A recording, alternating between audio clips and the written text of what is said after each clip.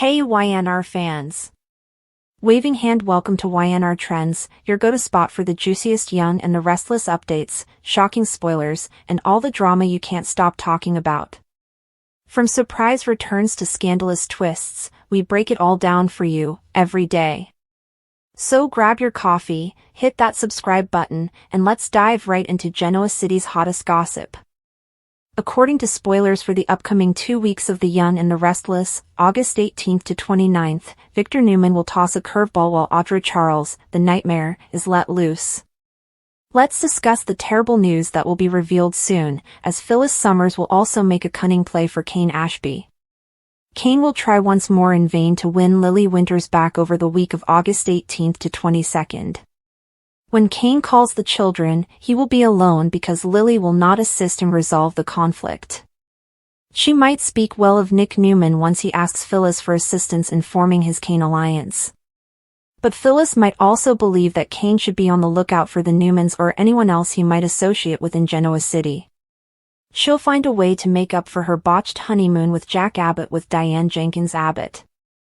Jack hopes his insider job doesn't go horribly wrong and will also provide Diane with some Billy updates. Holden Novak will also have to deal with his developing feelings for Claire Newman, who will proceed to provide Nate Hastings with some important details regarding Audra. Audra will attempt to portray Kyle Abbott as the one who wooed her, but that is untrue. After Claire exposes Audra for romantic sabotage on Victor's orders, Nate will finally pressure Audra for the truth. Claire should also let Nate know that Audra kissed Kyle at society, but Audra will do everything in her can to keep Nate around. In other news, now that he's growing more attracted to Tessa Porter, Daniel Romalotti Jr. will begin to see her with new eyes. More hit pieces and Billy backlash may be the cause of Chelsea Lawson and Adam Newman being pressed for answers by Billy Abbott, according to other YNR teasers. Jack then offers Kyle some advice, but Victor will make a decision that surprises everyone. Victor's action will throw a curveball, whether it has to do with his rivalry with the Abbotts, his possible collaboration with Kane, or something more intimate. Kane will have a task across town that Phyllis needs to start working on. Phyllis may demonstrate her complete dedication to this Kane scam, as Kane has already hinted at the prospect of her hacking the main business players and doing some shopping. There will be more daring actions and contentious exchanges throughout the week of August 25th to 29th. He might no longer see a love future for Audra and Nate, despite Audra's efforts to mend their relationship. If Audra has nothing left to lose, she might become a deadly woman. Will Claire and Kyle have to deal with Audra becoming even more of a nightmare?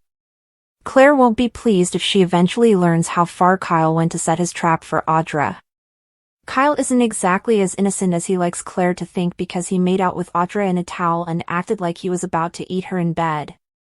As for Nick and Adam, they will continue to play the good cop, bad cop game in an attempt to win Victor's favor. As they build an alliance, Nick might be able to draw closer to Kane. According to spoilers for The Young and the Restless, the following 2 weeks will be increasingly exciting, so check in. Victor Newman had always been renowned for breaking the rules, and just when Genoa City felt they fully understood him, he threw another curveball that put his adversaries and family in disarray. This most recent action was something deeper and much more personal than his typical corporate takeovers or business manipulations. His choice had repercussions throughout the town, particularly for those who misjudged him. Victor intended to confine Audra Charles and stop her power maneuvers when he implemented his plan, but instead it unleashed a horror that was beyond their complete control. While everyone's attention was on Victor and Audra's confrontation, Phyllis Summers was secretly plotting and launching her own devious move that would sever friendships, shift allegiances, and ruin any remaining tenuous calm. Victor stood in his Newman Enterprises office that night, gazing out the window with the same steely resolve that had helped him build his empire. Though none of them fully comprehended the weight he carried, his children believed they were prepared to take his place. Audra had been going up too quickly. She had made a name for herself in the family's sphere of influence as well as at Newman Media by using charm, cunning, and unrelenting ambition. Victor hated betrayal, but he admired drive. From a distance, he could see her risky tactics, including how she was infiltrating circles of power, whispering in Kyle's ear, and even trying to turn Nick's guilt and Victoria's shattered confidence against them. Audra was different from the power-hungry players Victor had previously faced. She was simultaneously cunning, bold, and reckless. He therefore intended for his curveball to expose her to the wolves rather than just sideline her. But when someone shoved Audra into a corner, she wasn't the kind to back down.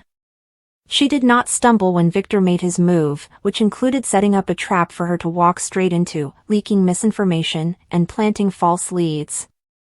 Rather, she retaliated more forcefully, releasing her nightmare control. She started collecting dirt on Victor's kids as well. She dangled secrets she claimed to know concerning Nick's allegiance to the family, whispered misgivings about Victoria's leadership into the press, and plucked old threads of Adam's scandals. She also manipulated Kyle Abbott like a fiddle behind closed doors, promising him that if he stayed by her side, Newman would bow to them both in the future. Unable to recognize that he was only a player in her larger conflict with Victor, Kyle found himself falling further under Audra's spell as he struggled to balance his desire to her with his disdain of his family. Phyllis Summers was quietly weaving her own net while Victor and Audra circled one another. Everyone was aware that Phyllis couldn't help but get her hands dirty. Her insatiable curiosity and need for control frequently led her to get involved in projects she had no business overseeing. However, things were different this time. She was surviving, not interfering for the sake of excitement. Her reputation had once again been dragged through the mud, her relationships were damaged, and her trust was betrayed. Instead of forming a partnership with Audra, she saw a chance to take advantage of her. Phyllis was listening at keyholes, putting little but sharp blades in unexpected locations, and sneaking through digital backdoors while everyone else was engaged in open combat. Her cunning maneuver was quiet, almost imperceptible, and all the more dangerous for it.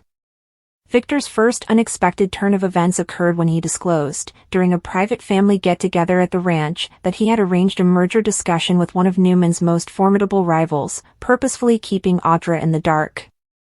In reality, Victor had used the negotiations as bait, but everyone assumed this was just his latest business ploy.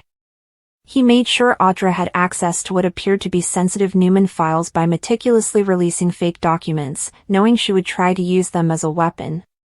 The trap would spring when she did, demonstrating her lack of credibility. Audra, however, was expecting him. She flipped the files around, revealing them in a way that gave the impression that Victor had been keeping harmful information from his kids. Suddenly, Victor's family was wondering what else he might be concealing, rather than Audra standing accused. In addition to her disobedience, Audra's capacity to destroy the Newman family from within was the horror she unleashed. Nick, who has always been morally upright, couldn't get his doubts out. As she struggled with her own fears, Victoria started to question whether her father had any faith in her. Ever the outsider, Adam took advantage of the occasion to tease his siblings, suggesting that perhaps their father had been playing them all along. In addition, Victor was quietly amazed by how fast she had reversed the situation, despite his anger. He wasn't going to let Audra win, though. He would deliver a war if she wanted one, but he didn't realize how far she would go. Phyllis slipped into the background of the Newman family's strife like a shadow as it intensified. She had deciphered emails, broken into systems, and found out exactly what Audra was doing. But Phyllis kept the information to herself rather than revealing it right away. She started influencing discussions by giving people who might be helpful to her small tidbits of information. A whisper there to Summer, a phrase tossed here to Jack, and even a well-timed remark to Tucker. Each step was intended to establish Phyllis as the lady who still knew everything and who no one could trust, not merely to trip Audra up. Her cunning plan was twofold. She sought to ruin Audra while simultaneously becoming essential to the Abbotts and the Newmans. Phyllis could rebuild her place in Genoa City if everyone thought she had the solutions. However, turmoil has a tendency of spreading, and things quickly got worse.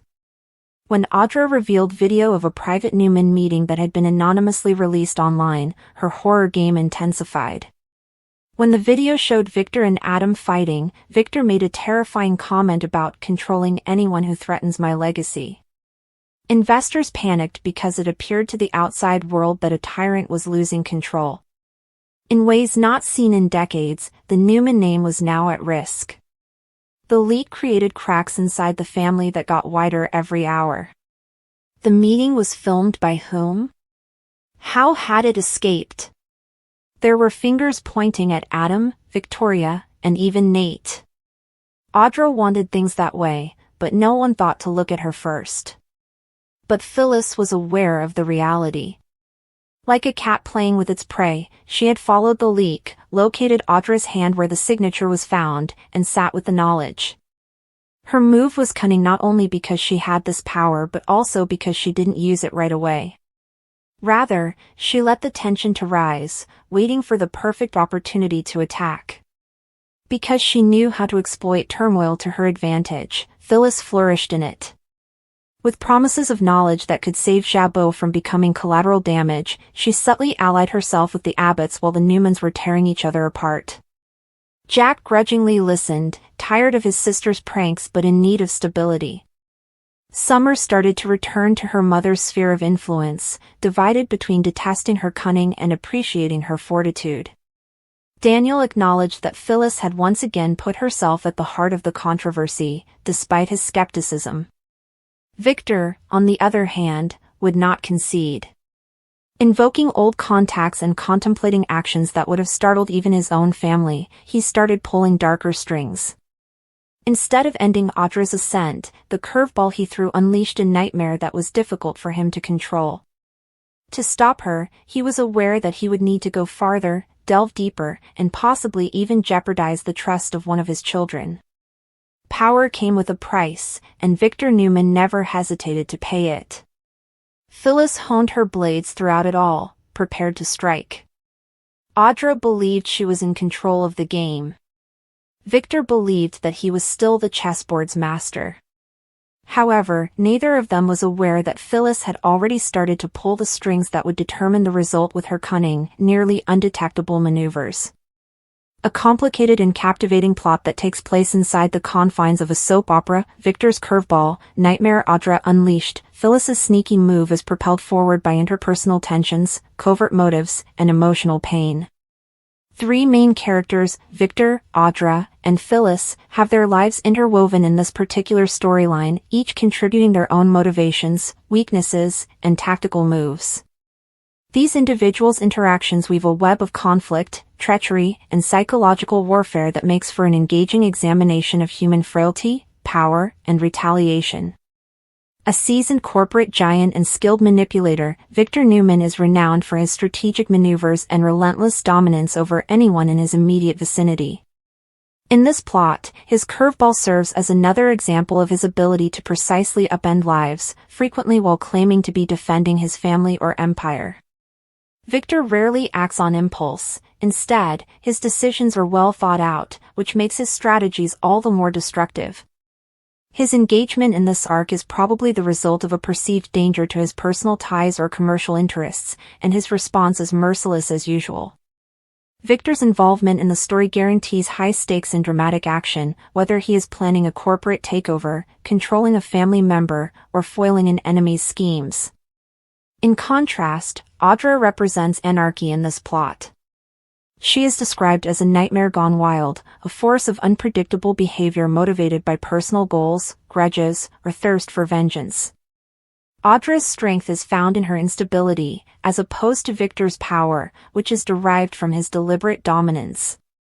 She acts more impulsively and emotionally since she is not constrained by the same long-term planning or restraint guidelines. According to her position in this storyline, she turns into an active destabilizing factor, sometimes going after people who have wronged her or getting in the way of her objectives. Audra's unleashing suggests that she has been holding back, possibly using a more subdued tactic up until this point, but something, or someone, has forced her to go beyond her comfort zone. Her refusal to be subdued or outwitted would make her confrontations with Victor and Phyllis volatile. Ever the wild card, Phyllis completes this trifecta with her sneaky move. Phyllis, who is known for her slyness and ability to take advantage of circumstances, works in the background and frequently lets others take the blame while she escapes unscathed. Her strategies are different from Audra's emotional warfare and Victor's overt dominance. She is a master of deception and plays the long game with a smile. According to this plot, her sneaky move might be treason, a covert plan, or a well-timed disclosure meant to tip the scales. Phyllis thrives on disorder, taking advantage of the unrest others cause to achieve her goals. As a result, her relationship with Victor and Audra would be complex. She would seem to support one while covertly undermining the other. These three characters' interactions produce a story that is full of suspense and uncertainty. Although Victor's unexpected turn of events may appear to be the main source of contention at first, Audra's unbridled rage and Phyllis's cunning plans make sure that no one is in control for very long. A series of confrontations, alliances, and betrayals ensue as a result of each character's actions setting off reactions from the others. As Phyllis works behind the scenes and Audra refuses to be controlled, Victor, who is accustomed to being the puppet master, might find it difficult to keep things under control. While Phyllis herself must negotiate the perilous waters between two formidable opponents, Audra may undervalue Phyllis's capacity to shift events to her advantage. This plot explores the nature of power and the extent people will go to in order to obtain it. Audra represents raw, emotional power that is difficult to control or predict, whereas Victor stands for institutional power, wealth, influence, and heritage. Phyllis, on the other hand, demonstrates that often the most dangerous actors are those who work behind the scenes by using her power of deception. Their conflicts show how various power structures overlap and how a character's strengths may also be a weakness. Just as Audra's emotional intensity may make her susceptible to Phyllis's manipulations, Victor's overconfidence in his ability to manage her may cause him to fail to recognize Audra's unpredictable nature. Revenge is another important element. Each character may be motivated by perceived or actual grudges from the past. Audra's outburst may be the result of long-suppressed rage. Victor's actions may be motivated by a drive to demonstrate control following a perceived affront, and Phyllis's cunning move may be retaliation for past betrayals. Since each act of vengeance leads to other acts of retaliation, the cyclical nature of revenge guarantees that no issue is ever fully resolved, trapping the characters in a destructive cycle. Another important theme in this story is trust, or the absence of it. Loyalty is a commodity to be exchanged in a world where everyone has an agenda and alliances are brittle. Any short-term alliances are probably the result of expediency rather than sincere faith, and Victor, Audra, and Phyllis all have their own reasons for mistrusting one another. Because a current ally may turn into an enemy in the future, this continual switching of allegiances keeps the audience wondering. The storyline's emotional foundation is found in the characters' weaknesses. Each has vulnerabilities that can be taken advantage of, despite their intimidating appearances. Victor may be hiding deeper fears about his relationships or legacy behind his drive for control. It's possible that Audra's rage is a coping strategy for past hurt or abandonment. Phyllis's cunning may be a front for a fear of being ignored or helpless. These weaknesses give the characters a human face and transform their confrontations into more complex emotional needs rather than merely power fights. The narrative's impact is greatly influenced by its tempo. The viewer is left ready for the next development after the scene is set by the disclosure of Victor's curveball, the tension is increased by Audra's unleashing, and the last twist is delivered by Phyllis's cunning move. Delays in gratification are a hallmark of soap operas, and this plot is no different. Each episode reveals fresh secrets, motivations, and conflicts. In the end, Victor's curveball, Nightmare Audra Unleashed, Phyllis's sneaky move is a masterwork of soap opera narrative that skillfully combines complex character interactions with high-stakes drama. It demonstrates how strategic scheming, emotional instability, and personal grudges may meet explosively and have long-lasting effects on everyone involved. The lack of simple conclusions guarantees that the consequences of this arc will influence subsequent plots, retaining viewers' interest in the outcomes of these interesting but flawed individuals. Hey YNR fans! Waving hand welcome to YNR Trends, your go-to spot for the juiciest Young and the Restless updates, shocking spoilers, and all the drama you can't stop talking about. From surprise returns to scandalous twists, we break it all down for you, every day.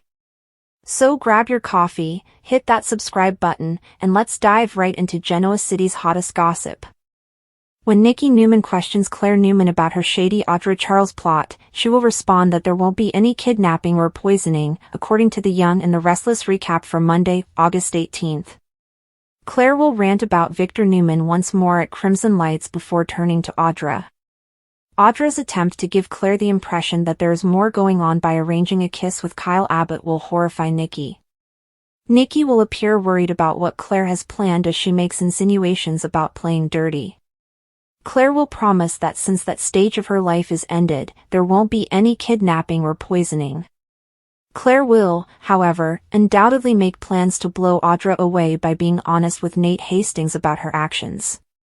While worrying about Amy Lewis, Nate and Audra will talk about Damian Kane's memorial ceremony in the park. Nate will feel as like he's missing something, therefore the conversation will finally go to Vibrante. Audra will continue to make a variety of false justifications in response to Nate's persistent inquiries regarding her change of heart. Nate will eventually back off a little since Audra will act irritated by his suspicions. When Nate questions Vibrante's future, Audra will tell him she must move on and will surprise him by telling him about Sally Spectra's employment offer. Nate still won't accept Audra's deceit and won't believe he's receiving the complete story. Lily Winters will restate on Kane Ashby's train that she is prepared to assist him in resolving the situation with the children in exchange for Kane giving up his ambitious objective. Kane will note that Lily doesn't believe him and ask her why she believes he will honor his promise. Kane hopes Lily will give him another chance, so he will have a counteroffer. Kane will just want Lily to unlock the door or at least open it. Kane will say he wants to terminate Holden Novak to manage his properties in Genoa City because he will disrupt. In the end, Lily will caution Holden against accepting Kane's proposal, or at the least, to watch his back if he disregards her counsel. Kane will decide he can speak to the children alone because Lily will find his request for another chance ridiculous. Holden will talk to Kane about Lily's strong beliefs because she will be leaving in a fury. Kane will let Holden know that disrespecting Lily is unacceptable when he is on the verge of doing so. Kane will then leave Charlie Ashby a voicemail on Monday's YNR episode, expressing his desire that they can speak with the twins soon. Phyllis Summers and Nick Newman will talk about how Summer Newman isn't excited to go home from Milan because of Kyle and Claire at Society. Additionally, there will be some discussion about Summer perhaps falling in love, so Phyllis and Nick will acknowledge that they might need to give their daughter some space. Phyllis will doubt Nick's desire to be Kane's friend since he will soon show a change in attitude toward Kane. However, as he wants to be an ally, Nick will propose that there is some compromise between friends and foes. Nick will think that Phyllis can help him because she is the closest thing Kane has to an inner circle. Eventually, Lily will arrive at Society in a rage and demand that Kane deal with her if he causes more harm to the children than he has already done. According to previews for The Young and the Restless, Kane and Lily have a long way to go before they can even consider a formal reconciliation. According to Tuesday, August 19th, spoilers for The Young and the Restless, Diane Jenkins Abbott is demanding a honeymoon makeover, and Holden Novak's obsession on Claire Newman will cause problems. Diane has some surprises in store for Jack Abbott at the Abbott house. Diane will want to make amends because the turmoil in Nice caused Jack and Diane's delayed honeymoon plans to fall through. Diane will therefore indulge her amorous side and take Jack on a brief vacation. With the promise of actual trip plans later, it might actually entail a staycation at home for the time being. In any case, Diane and Jack will salute to their unwavering love and relish the impending honeymoon makeover while sharing a few drinks.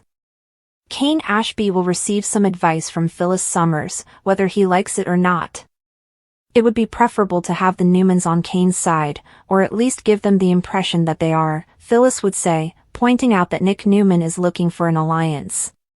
Phyllis may also advise Kane to be on his alert because no one in Genoa City can be trusted. Kane is particularly affected because he has kept a lot of secrets and told a lot of lies. According to other YNR teasers, Holden will experience some unanticipated feelings for Claire. Holden will attempt to withstand the developing crush as what began as friendship turns into more. Holden's affections for Claire will only get stronger as he gets to know her more. Holden will try his best to resist his desire to Claire for the time being, even though it is obvious that it will lead to problems. As Claire gets ready to blow up her romance with Nate Hastings, she might vent to Holden about Audra Charles. Keep an eye out for the shocking revelation Nate will finally learn because according to spoilers for The Young and the Restless, Audra will have to rush to explain in the next episodes. As Audra attempted once more to transform her most recent plan into something that sounded more like strategy than outright destruction, Claire sat in the Newman living room, her eyes piercing with a mix of amazement and frustration. Audra was pacing back and forth, speaking quickly, and her tone was arrogant and almost bold, as though she were defying Claire's objection. Audra crossed her arms and added, "Listen, sometimes you have to make the kind of move that makes people fall into line. They will comply with our wishes if we control the narrative and instill fear in them. Unless you make it so, it's not messy. A small dose of poison or a fictitious kidnapping doesn't have to cause irreversible harm. But terror? Fear always works." Claire's jaw tensed. She was hearing things she couldn't believe. Audra had already overreached herself with her machinations, but this time? The line was this. Claire's sharp, certain voice sliced through the air like a blade, "Definitely not. No one will be abducted. Poison won't exist. Not for anyone, not for your shady little scheme. I refuse to participate." Audra halted her pacing and turned to face her, grinning mischievously as she saw Claire's indignation. She tilted her head in mockery, saying, "You're acting like I'm asking you to commit murder. Leverage is at play here. Claire, of all people, you should know what leverage is. You've spent enough time in the shadow of the Newman name to understand how the game operates. They only respect those in positions of authority, and authority is earned by persuading others that you are willing to do things they would never do. Would you like a seat at the table?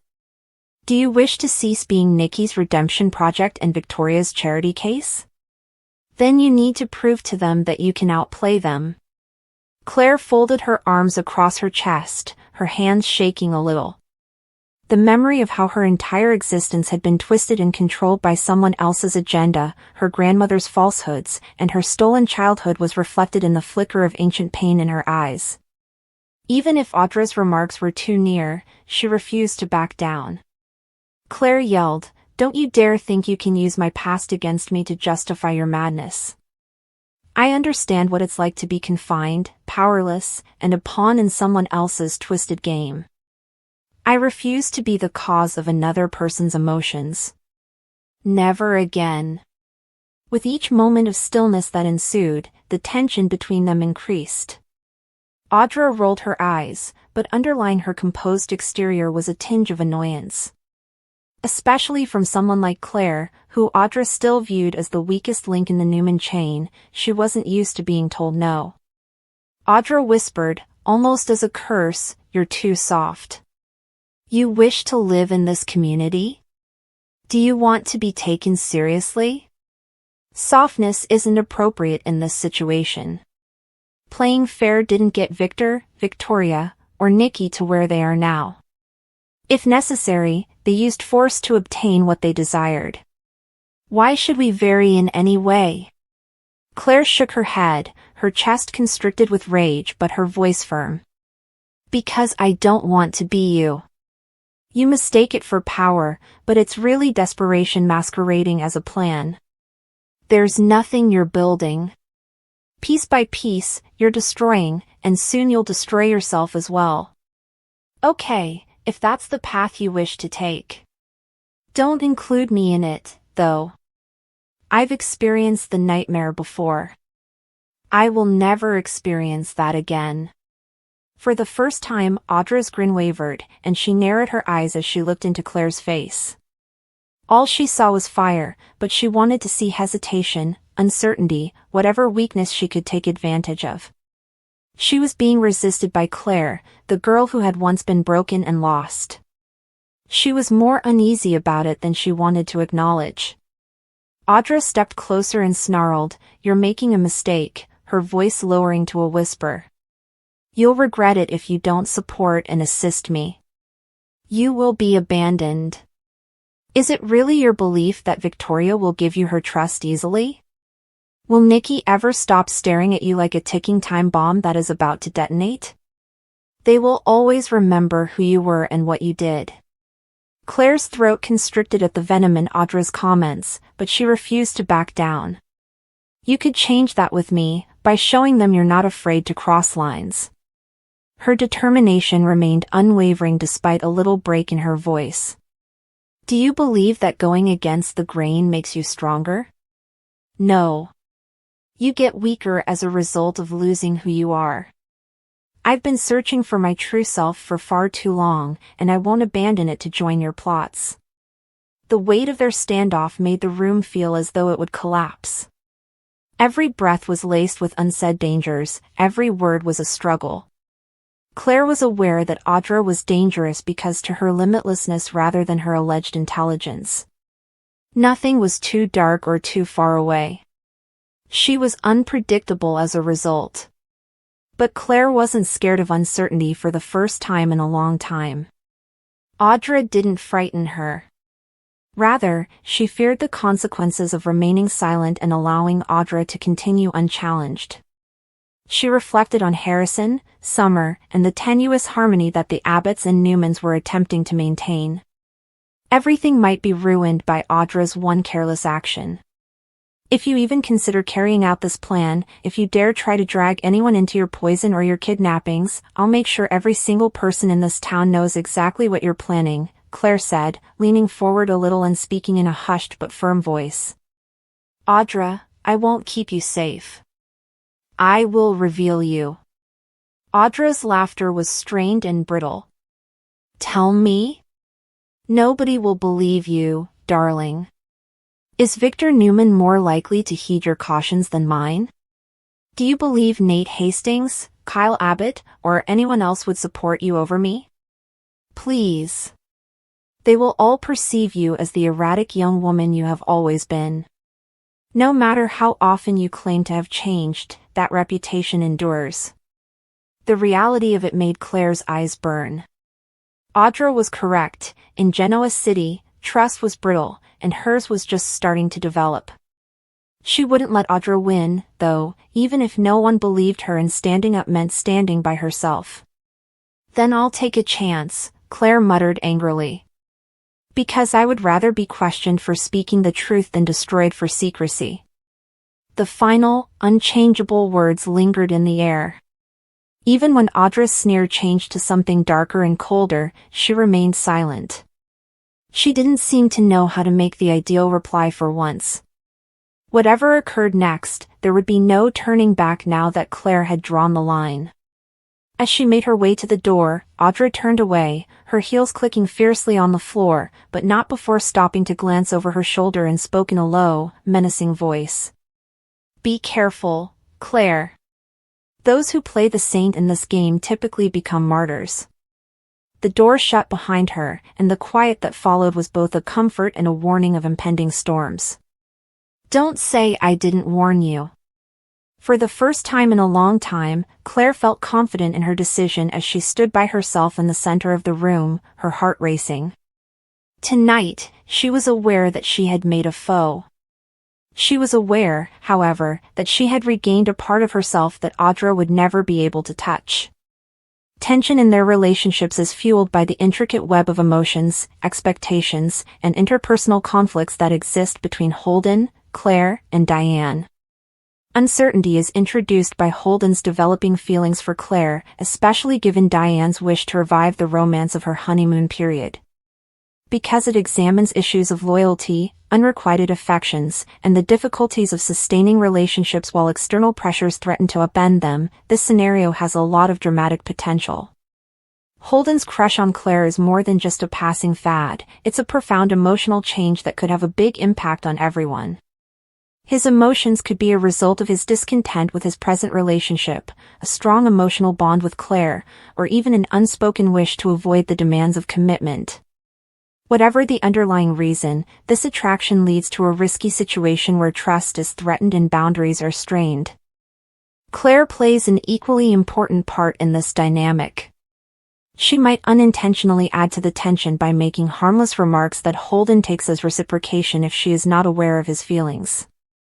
She can find it difficult to handle the situation without doing more harm if she is aware but feels differently. On the other hand, the likelihood of betrayal and heartache increases significantly if she does share comparable sentiments. Therefore, whether on purpose or not, Claire's presence in Holden and Diane's lives becomes a destabilizing influence.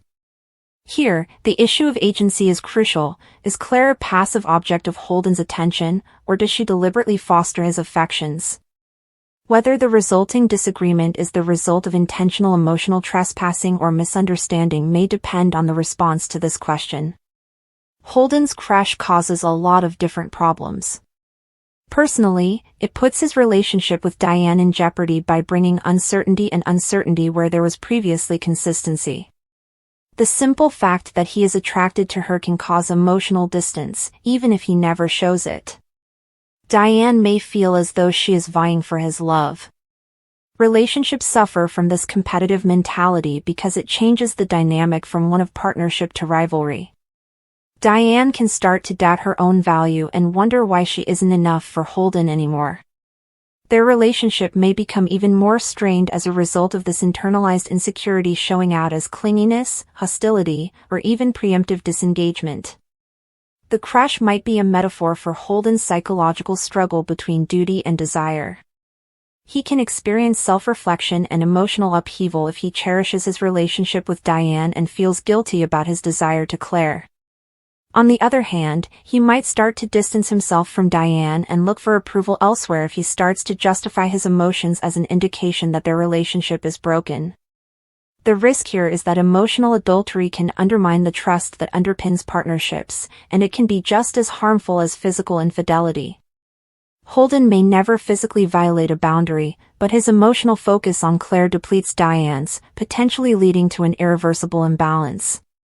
Diane's honeymoon makeover can be interpreted as a desperate attempt to reassure herself as well as a romantic gesture.